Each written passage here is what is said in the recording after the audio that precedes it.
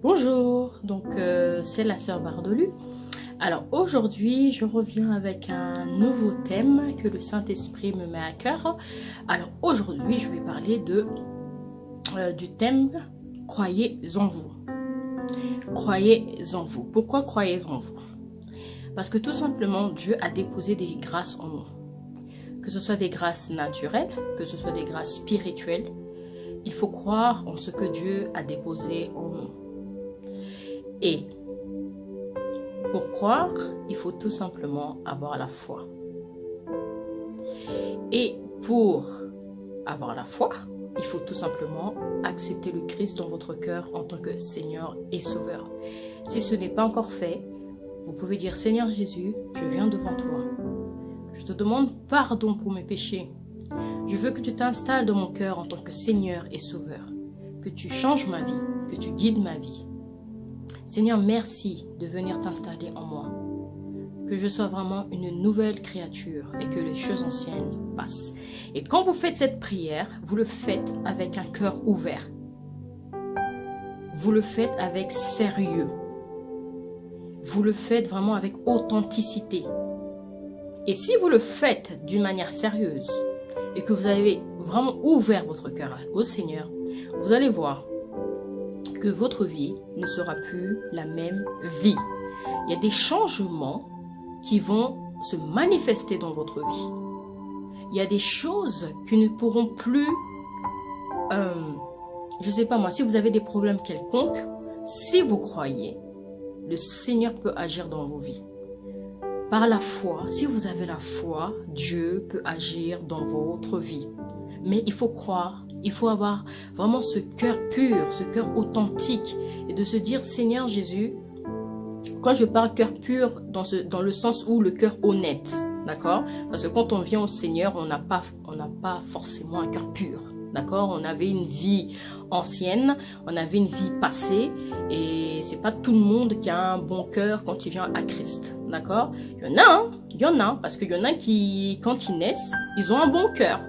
Regardons le cas de Caïn et Abel. Abel avait un bon cœur. D'accord? Mais Caïn, non. D'accord? Abel était de Dieu, mais Caïn n'était pas de Dieu. D'accord? Parce qu'il posait des actions qui n'étaient pas de Dieu. D'accord? Mais si vous venez à Christ et que dans votre passé, vous étiez dans le péché, la méchanceté, même la sorcellerie, parce qu'il y a des gens, quand ils viennent à Christ, ils avaient un cœur vraiment de sorcier, méchant, parce que la sorcellerie, c'est référencié à la méchanceté. D'accord? Une personne qui est méchante, c'est une personne qui est susceptible de pratiquer la sorcellerie. Hein. Je vous le dis clair et d'emblée. C'est pour ça qu'il ne faut pas être méchant.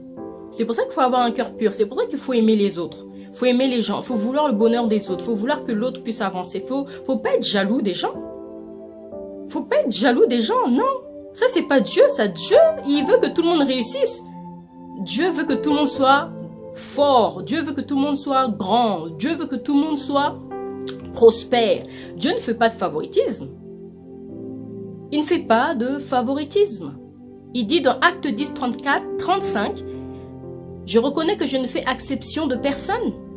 Mais par contre, celui qui me craint et qui pratique la justice, lui est agréable. » C'est tout simplement parce que tu crains Dieu, parce que je crains Dieu, et qu'on pratique la justice, et que tu pratiques la justice, que tu es agréable à Dieu. Mais sinon, Dieu ne fait pas de favoritisme.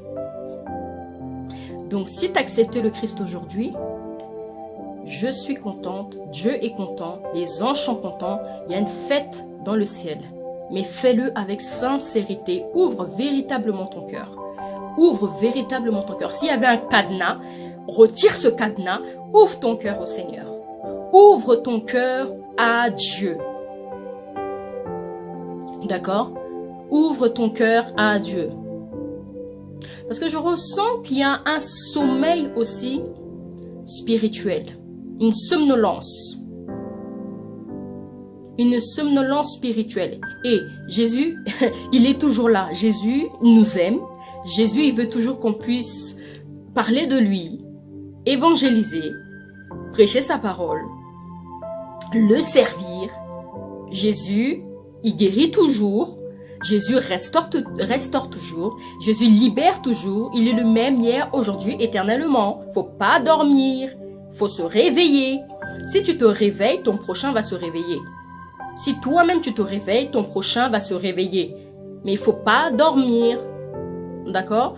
Donc, si tu as fait cette prière aujourd'hui, gloire à Dieu. Donc, le sujet d'aujourd'hui, c'est croyez en vous. Pourquoi il faut croire en vous? Parce que simplement, comme je disais tout à l'heure, Dieu a déposé des dons et des talents en vous et en moi. Personnellement, moi, je sais que j'ai un don de parole. Et c'est pas de l'orgueil. Je le reconnais parce que tout simplement, le Saint-Esprit, il cache pas les dons qu'il nous donne. Ce que j'ai compris, c'est que, de toute façon, un jour, nous allons partir sur cette terre. Donc, que tu puisses servir Dieu avec les dons qu'il t'a donnés ou que tu ne le serves pas, Dieu n'enlèvera pas tes dons. Tes dons restent en toi. Ils peuvent tout simplement dormir parce que tu ne les utilises pas. Ils peuvent rester en sommeil, en mode veille, parce que tu ne les utilises pas. Mais Dieu ne les ôte pas. Donc, ce que j'ai compris, Seigneur, que je te serve ou que je te serve pas, finalement, les dons restent toujours en moi. Donc, mon don de parole ne va jamais partir. Mon don de parole ne partira jamais. Parce que c'est la grâce que Dieu a mis en moi. Et je me dis, mais il vaut mieux l'utiliser que de partir comme ça un jour sans pour autant faire la volonté du Seigneur. Et c'est ce que Dieu te dit ce soir. Ou aujourd'hui. Ou je sais pas moi, quelle heure il est où tu vas regarder la vidéo. Vous allez regarder la vidéo. Et ce que Dieu te dit. Les dons qui sont en toi, Dieu ne va pas les ôter. Dieu ne va pas ôter tes dons. Dieu ne va pas ôter tes dons. Dieu ne va pas ôter les dons qui sont en moi. Donc, soit tu les utilises, ou soit tu les utilises pas. Et si tu les utilises pas, c'est bien dommage. C'est bien dommage parce que beaucoup de personnes autour de toi pouvaient en bénéficier. D'accord? Donc, faut croire en ce que Dieu a mis en toi. Faut croire en ce que Dieu a mis en vous. Et moi, je crois en ce que Dieu a mis en moi. Et encore, je crois. Aujourd'hui, je crois. Demain, je crois. Donc, tous les jours, moi-même, au fait, je suis une automotivation. Le Saint-Esprit en moi m'automotive. Le Saint-Esprit en moi m'automotive. C'est mon motivateur. D'accord? Donc, il fait en sorte que tous les jours, quand je me lève, le Saint-Esprit me dit, crois en toi. Crois en ce que j'ai déposé en toi. Crois aux grâces que j'ai déposées en toi. D'accord? Si vous avez un don quelconque, croyez en ce don. Croyez en ce talent. Ne sous-estimez pas ce qu'il y a en vous. Ne sous-estimez pas ce que Dieu a déposé en vous. Ne méprisez pas ce que Dieu a déposé en vous. Ne méprisez pas ce que Dieu a déposé en vous. Quelqu'un peut vous dire, oh, tais-toi. Oh, assieds-toi. Oh, va là-bas, te décourager. Mais vous ne devez pas écouter ces personnes. Non. Peut-être que ces personnes sont blessées. Peut-être que ces personnes sont meurtries à l'intérieur d'elles-mêmes. Peut-être que c'est des personnes qui sont atteintes psychologiquement. Elles ont besoin d'aide émotionnellement. Elles ont besoin d'aide. Elles ont peut-être même un manque d'assurance. Elles ont besoin d'aide, ces personnes. Donc, si ces personnes vous découragent, c'est que au-dedans d'elles, ça ne va pas. Vous savez, une personne qui est malade physiquement, on le voit. Parce qu'on voit la personne est blessée au genou. La personne, elle a mal au genou, elle a mal au pied. Elle a une blessure, je sais pas moi, au doigt. Elle est blessée, je sais pas moi, au dos. On voit au niveau des radios que la personne elle a des douleurs. Elle est malade. Mais une personne qui est malade dans le cœur, émotionnellement, on ne le voit pas tout de suite. On ne le voit pas physiquement. On ne le voit pas d'emblée. C'est quand on commence à connaître la personne, c'est quand on commence à la côtoyer, qu'on voit que cette personne, il y a un problème au-dedans d'elle. Parce que pourquoi cette personne ne veut pas que les autres avancent? Pourquoi cette personne met des freins? Pourquoi cette personne met des barrières? Pourquoi? Il y a un problème. Alors, soit la personne explique clairement pourquoi. la personne ne peut pas faire ça, elle lui explique. Faut expliquer aux gens, faut parler aux gens. Parce que quand vous ne parlez pas, quand vous expliquez pas, la personne va se dire, mais qu'est-ce qu'elle a, elle? Qu'est-ce qu'il a, lui? Pourquoi il veut pas que je puisse faire ceci? Mais il a un problème. Pourquoi? Parce que la personne connaît la parole. La personne dit, Dieu siège au milieu des louanges, des adorations de son peuple. La personne connaît la parole. La personne dit, va se dire que cette personne, il y a un problème. Donc, quand il y a un problème quelque part avec une personne, parlez sincèrement, clairement à cette personne. Ne soyez pas dans le flou. Parce que Dieu n'est pas dans le flou. Dieu, il est direct. Il parle directement. Il est franc. Il est spontané. Il regarde dans les yeux. Il dit ce qu'il pense. Ne soyez pas dans le flou. Dites la vérité à votre frère. Dites la vérité à votre sœur. Dites-lui, bon, peut-être que là, ce n'est pas le moment. Pour l'instant, tu dois patienter. Je sais pas, mais ne soyez pas flou. Ne faites pas des choses, des manigances, des complots, des choses parce que la personne voit. Et la personne elle va se dire, mais il y a un problème là. D'accord? Donc, quand il y a quelque chose qui ne va pas, il faut être sincère. Il faut dire à la personne pourquoi elle ne doit pas faire ceci. D'accord? Il faut être direct, il faut être franc, il faut être spontané, parce que Dieu, il a un cœur ouvert. Soyons comme Dieu, parlons ouvertement. N'ayons pas honte, n'ayons pas cet esprit Non, j'aime pas. Je n'aime pas ça, je dis la vérité, je n'aime pas. Moi, j'aime bien, je regarde la personne dans les yeux, je lui dis ce que je pense. Si je ne peux pas lui dire, je l'envoie un mail. Si la personne ne peut pas me recevoir, je l'envoie un texto, je l'envoie un SMS. Mais je parle. Je ne me tais pas, je parle. Parce que Dieu m'a donné une bouche, c'est pour parler. Et dire la vérité et dire ce qu'il y a au plus profond de mon cœur. Moi, je suis de ceux qui ne cachent pas dans le cœur. Je n'arrive pas, je ne suis pas comme ça. Moi, je dis spontanément ce qu'il y a dans mon cœur. Je ne vais pas faire semblant, je ne suis pas hypocrite. Soit on apprécie, soit on n'apprécie pas. D'accord? Donc, croyez en vous. Croyez en ce que Dieu a déposé en vous. Croyez fermement ce que Dieu a déposé en vous. Parce que si vous ne croyez pas, vous allez écouter les autres. Et ce n'est pas ce que Dieu veut. D'accord? Dans certaines assemblées, on fait du favoritisme. On met des personnes ici à des places, on va dire, meilleures que d'autres. Non, quand une personne vient dans une assemblée, mettez-la à la même place que les autres. Imaginez-vous un jeune converti qui vient et vous lui dites non, non, non, non, non, cette place elle est réservée au privé. Mais la personne qui vient juste de naître de nouveau, elle vient dans une assemblée et vous lui dites ça, mais comment elle va se sentir intérieurement? Non! Nous encore, qui avons donné notre vie au Seigneur, nous avons... c'est pas que nous comprenons ces choses, mais nous nous disons, oh, bah, de toute façon, c'est comme ça qu'ils agissent.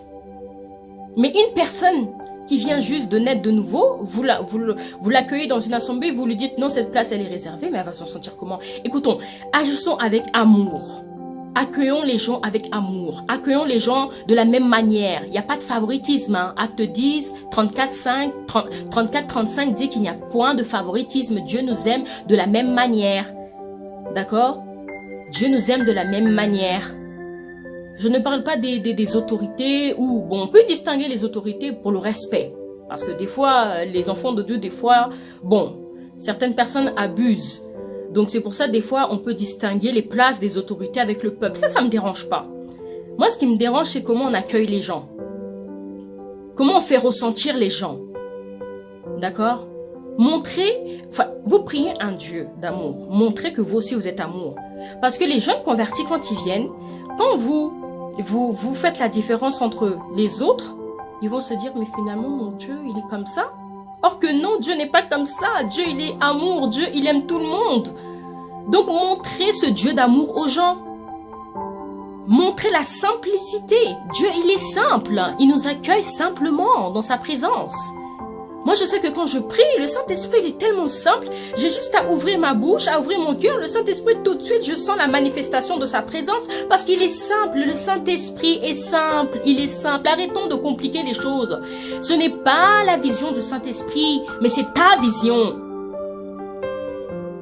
Mets en pratique la vision du Saint-Esprit. Et le Saint-Esprit, il est simple. Et vous verrez que les gens se sentiront en paix dans l'assemblée. Les gens se sentiront dans la joie. Les gens ne se sentiront pas exclus.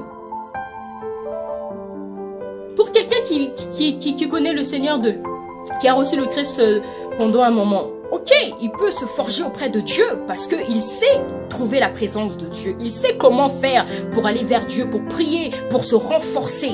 Mais une personne qui vient juste de naître de nouveau, vous faites ça, elle va se sentir exclue. Elle peut même rétrograder. Elle peut même aller repartir dans le monde. Parce qu'elle est née de nouveau et elle vient juste de naître de nouveau. Elle n'a pas été affermie dans la parole. On ne doit pas enseigner les bases et les rudiments de la parole. D'accord? Donc quand nous accueillons les gens, accueillons-les avec simplicité, avec amour. Que tout le monde soit sur le même pied d'égalité. Il n'y a pas de place réservée à des élus intègres. J'ai dit tout à l'heure, les autorités, ok, bon, c'est des autorités, on met des places à part pour le respect. Parce que aussi, on doit respecter aussi les autorités. D'accord? Il faut qu'on se respecte. D'accord? Mais je parle vraiment de l'accueil. Il n'y a pas de place privée. Non, dans une assemblée, tout le monde est pareil. D'accord? Quand on se retrouve devant le Seigneur, il nous juge pareillement en fonction de ce que nous avons accompli sur la terre. D'accord? Donc je disais encore, croyez en vous. Croyez en ce que Dieu a déposé en vous. N'écoutez pas ce que les gens diront de vous. N'écoutez pas ce que les gens diront de vous. En plus, quand c'est pas constructif, c'est même pas la peine. Moi, quand tu me fais une remarque non constructive, je ne t'écoute pas. Pourquoi je vais t'écouter? Parce que cette remarque ne m'aide pas. Cette remarque ne m'aide pas à avancer. Cette remarque m'encourage pas. Au contraire, la remarque me dévalorise, me décourage, me méprise, me rabaisse. Et moi, je ne veux pas être rabaissée, je ne veux pas être méprisée, je ne veux pas être découragée. Je veux être entourée des personnes qui ont la pensée encourageante, qui ont la pensée positive, qui m'encouragent, qui m'emmènent vers le haut. Des personnes qui me propulsent vers ma destinée. Je veux être entourée de ce genre de personnes. Je ne veux pas être entourée des personnes qui me découragent. Maintenant, ça va m'aider à quoi? Je veux être entouré des personnes qui me propulsent vers ma destinée prophétique. D'accord? Que ce soit au travail, que ce soit dans l'assemblée, que ce soit autour de moi, je veux être entouré des personnes qui m'encouragent. Je ne veux pas des personnes qui me rabaissent, qui me méprisent. Je n'en veux pas. Parce que le Saint-Esprit, lui, il ne me décourage jamais. Le Saint-Esprit, il m'encourage tout le temps. Prenons l'histoire de Daniel. Dans Daniel chapitre 3, le roi Nebuchadnezzar, je ne sais pas, il y en a qui disent Nebuchadnezzar, il y en a qui disent Nebuchadnezzar.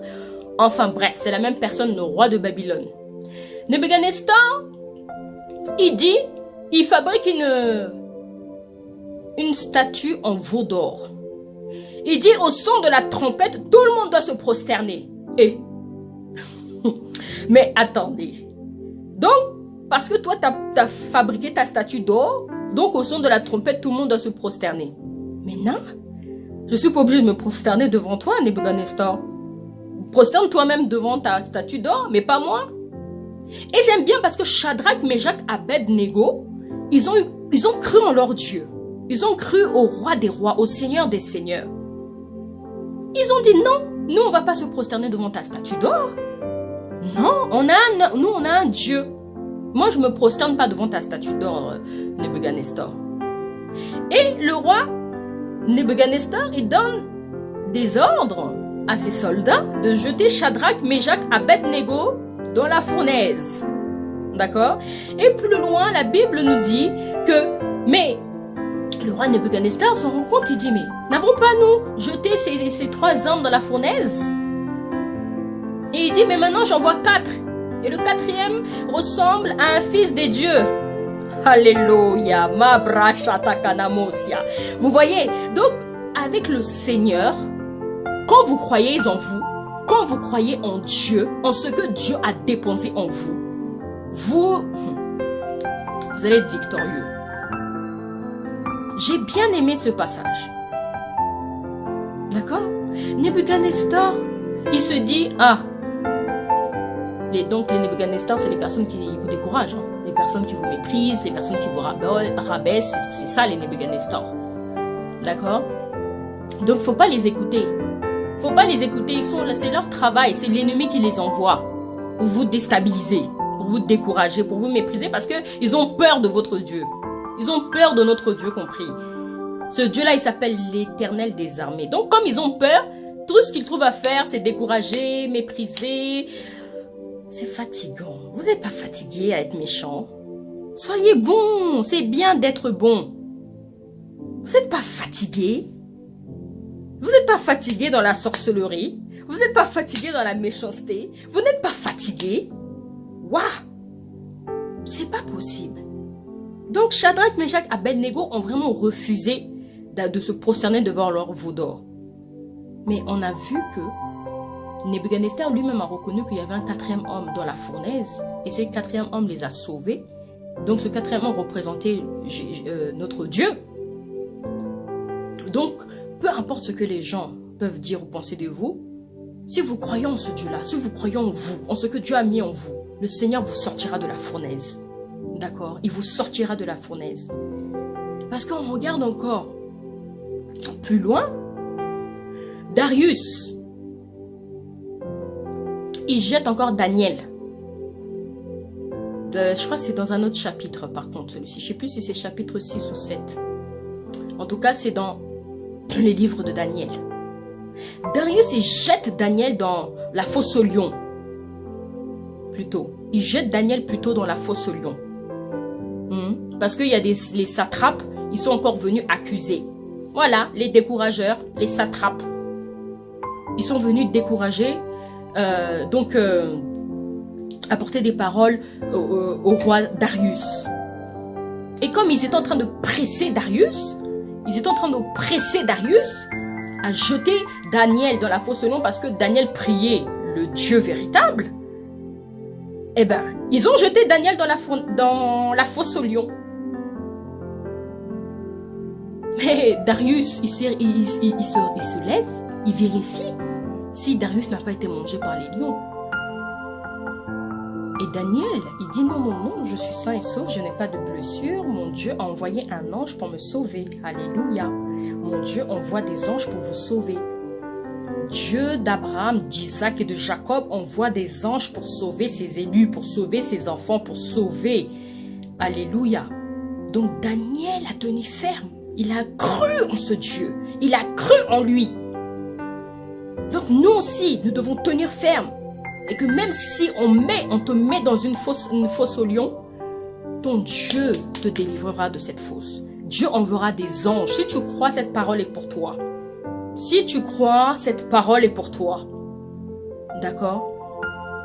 Il faut croire en ce que Dieu dépose en nous. Il faut croire. Des fois, c'est pas facile. Parce que peut-être il y a des personnes qui vivent des situations dans la solitude. Il y a des personnes qui vivent des situations difficiles. Très difficiles même. Très, très difficiles. C'est pas facile des fois. Mais Dieu, il dit, je suis avec vous jusqu'à la fin du monde.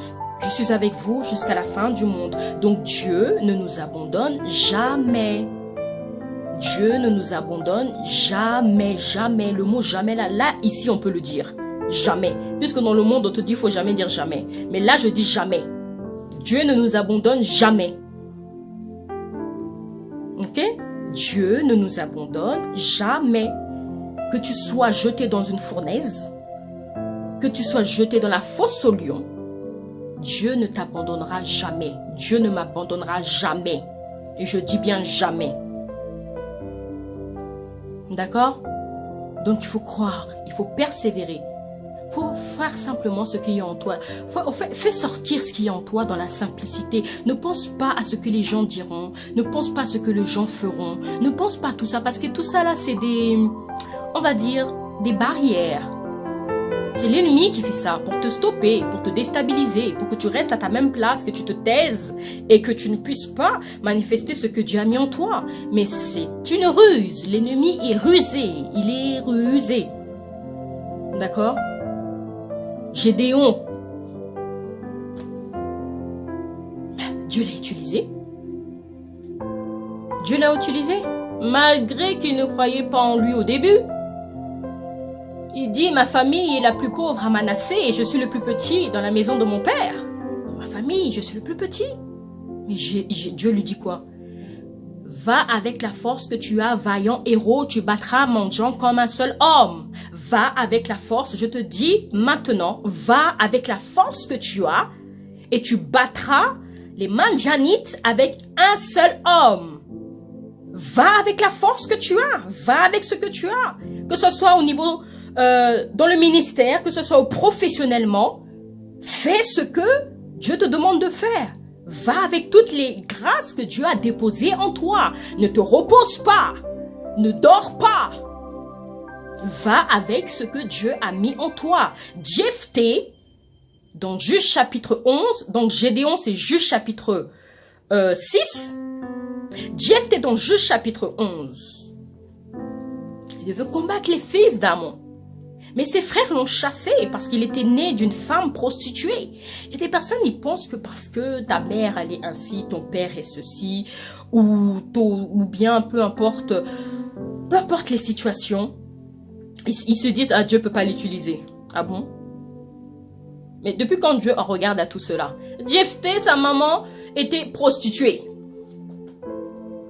Mais Dieu l'a utilisé et il a combattu les fils d'Amon. C'est même les anciens qui sont revenus chercher Jephthé. Et Jephthé dit, mais au début, vous ne m'avez pas chassé, vous ne voulez pas de moi. Mais maintenant, les anciens disent, mais si, maintenant, tu peux revenir, s'il te plaît, Jephthé, allez, viens avec nous. Il n'y a que toi qui peux le faire, qui peut chasser les fils d'Amon. Et pourtant, ils avaient chassé Jephthé au début. Et ils sont venus chercher Jephthé. Et pourtant, il était fils d'une femme prostituée. Vous voyez? Il faut croire en vous. Il faut croire en ce que Dieu a déposé en vous. D'accord? Gédéon et Jephthé, c'était des gens peut-être qui ne croyaient peut-être pas forcément en eux. Peut-être. Mais Dieu leur a dit, va avec la force que tu as, vaillant héros. Et ce soir, ou cet après-midi, ou ce matin, Dieu te dit, va avec la force que tu as, vaillant héros ou vaillante héros. Parce qu'il y a aussi des vaillantes. Les femmes, il y a des femmes vaillantes. D'accord? Donc il faut vraiment croire en vous. N'écoutez pas les autres qui vous découragent. Je vous assure, c'est des gens qui ont peut-être des problèmes intérieurement. Il y a des gens aussi qui sont jaloux, hein? Eh oui, quand ils voient que vous brillez, quand ils voient que vous... Parce que des fois, quand vous brillez, c'est pas forcément votre beauté. Parce que la personne peut être très belle aussi. Mais elle veut pas que vous puissiez aussi briller. Mais c'est parce que la personne, elle a peur de ce que Dieu a déposé en vous. De ce que vous dégagez au fait. Vous dégagez quelque chose de particulier. Et cette personne, elle a peur. Mais c'est dommage parce que Dieu ne les utilisera pas de la même manière. Les épreuves par lesquelles je suis passée, c'est pas les mêmes épreuves que toi tu es passé. Eh bien oui, on ne les utilisera pas de la même manière. Vous allez me dire, oui, il y a plusieurs, il y a 5 ministères. Oui, il y a 5 ministères, mais c'est pas parce qu'il y a 5 ministères que Dieu va t'utiliser de la même manière que les autres. La prophétesse Untel va pas être utilisée de la même manière que la prophétesse Untel. Non. Elles peuvent toutes les deux être prophétesses, ou toutes les deux être pasteurs, ou toutes les deux peuvent être évangélistes, toutes les deux peuvent être ministres, mais ça ne va pas être pareil du tout, parce que Dieu, il est unique, il est spontané. La chantre Untel est chantre, mais l'autre chantre aussi, elle est chantre, mais Dieu ne va pas faire la même chose. Je vous dis la vérité, il ne fera pas pareil, parce que Dieu, c'est un Dieu unique. C'est un Dieu unique. Moi, je suis unique, personne ne peut faire comme moi je fais. Et les autres ne feront pas... Moi, je ne peux pas faire comme les autres aussi. Voilà, parce que je suis unique. C'est pas la peine de copier. On ne copie pas. Faut être toi-même. Ne fais pas comme les autres. C'est vrai que des fois, on peut prendre des autres parce qu'on reçoit une onction, on reçoit un manteau, on reçoit quelque chose. Ça c'est biblique. Mais je veux dire les choses, on va dire, charnelles. Ne copie pas. Ne copie pas. D'accord? Sois toi-même. Sois toi-même. crois en toi, en ce que Dieu a déposé en toi. Et tu verras que c'est là où, justement, que tu vas impacter. C'est là où tu vas distinguer. Mais si tu fais comme les autres, c'est pas bon. Tu es unique. Tu es unique. Je suis unique. Je ne peux pas être comme les autres. Les autres ne peuvent pas être comme moi. C'est impossible. D'accord? Et je voulais aussi parler de quelque chose. Ça, c'est une parenthèse. C'est tout ce qui est concurrence. Le Seigneur n'aime pas la concurrence. Il n'aime pas ça. Il n'aime pas tout ce qui est concurrence, la jalousie et tout ça. Dieu n'aime pas ça. Quand quelque chose a quelque chose, il ne faut pas faire tout pour essayer de l'avoir, en fait. Non. Bon, ça peut arriver hein, d'apprécier quelque chose chez quelqu'un. Moi, ça m'arrive. Et ça vous est aussi peut-être arrivé. Ah, j'aime bien ce truc-là. Ah, j'aime bien. Mais ça ne doit pas te pousser à avoir de la jalousie, de la concurrence, au point de vouloir vraiment détester la personne. C'est grave. Ça, c'est la sorcellerie. D'accord? Tu peux apprécier quelque chose, mais tu apprécies, puis tu passes. Tu n'es pas là, non. On n'est pas des idolâtres. Dieu n'aime pas l'idolâtrie. C'est pas parce que une personne ne t'a pas liké qu'elle n'aime pas. Il y a des personnes parce qu'ils sont tellement idolâtres que moi je ne like pas. Voilà, ils veulent qu'on les idole, l'idolâtrie. Non, je ne like pas. Mais ça ne veut pas dire que je ne l'approuve pas. D'accord? Il faut que tu puisses avoir de l'assurance. Il faut que tu puisses te faire confiance. Il faut que tu aies confiance au Dieu que tu pries. N'attends pas à ce que les gens like. N'attends pas à ce que forcément les gens like. N'attends pas à ce que forcément les gens apprécient. N'attends pas à ce que forcément les gens applaudissent. Non. Et de l'assurance. Il faut que tu te positionnes, tu te dises, moi je sais ce que Dieu a déposé en moi, qu'il pleuve ou qu'il neige, ça restera là. Avec simplicité. C'est pas parce qu'on reconnaît ses grâces qu'on est orgueilleux. Non. On reconnaît ses grâces parce que tout simplement c'est réaliste. Justement, l'orgueil, c'est le fait de ne pas reconnaître ta grâce. Quand tu es orgueilleux, tu sais, comme si, en fait, quand tu ne reconnais pas ce que Dieu a mis en toi, quand tu ne veux pas servir Dieu, quand tu étouffes tes grâces en toi-même, quand tu te tais, tu es orgueilleux. Parce que tu n'es pas réaliste. Tu fais semblant d'être humble. Or que non. C'est pas ça l'humilité. L'humilité, c'est être réaliste. L'humilité, c'est de se dire, ah, Seigneur, sans toi, je ne peux rien faire. Je reconnais mes faiblesses. Aide-moi. C'est ça l'humilité. L'humilité, c'est dire, ah, Dieu m'a fait énormément de grâce. Je veux pouvoir les manifester devant les personnes qui me regardent. C'est ça l'humilité. L'humilité,